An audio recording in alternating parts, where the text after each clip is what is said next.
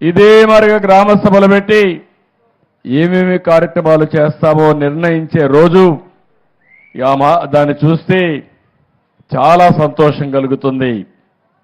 ఈ సభల ద్వారా దీనికి కూడా ఒక రాజ్యాంగంలోని ఆర్టికల్ 243A ద్వారా గ్రామ సభలు పెట్టాలి. సర్పంచ్ పనిచేయాలన్నా గ్రామ సభలో పెట్టి మీ ఆమోదం తీసుకొని పనిచేయాలి.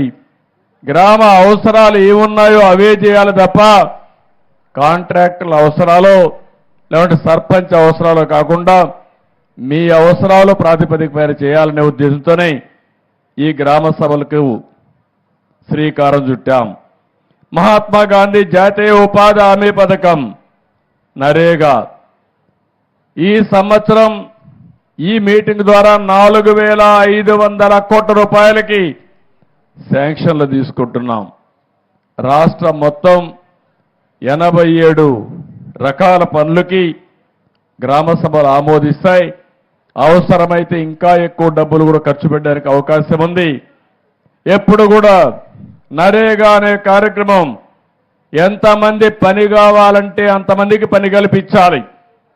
100 రోజులు ఉపాధి కల్పించాలి. ఇది ప్రభుత్వ బాధ్యత.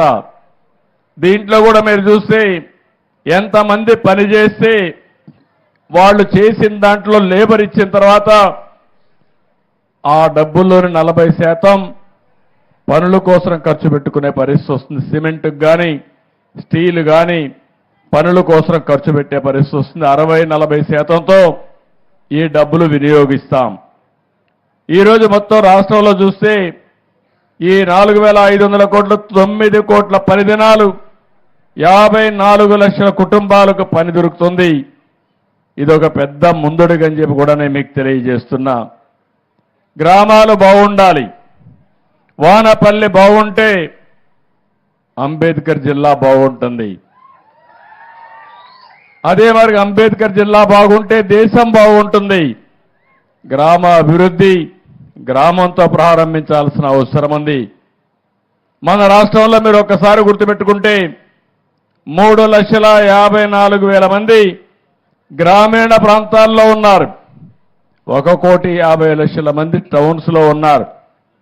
గ్రామాలు అభివృద్ధి చెందితేనే దేశ అభివృద్ధి అని చెప్పి కూడా నేను మీకు తెలియజేస్తున్నా. అందుకే 14-19 ఒక్కసారి గుర్తు చేసుకోండి, స్వర్ణ యుగం. అవునా కాదా అని మిమ్మల్ని అడుగుతున్నా. సిమెంట్ రోడ్లుగా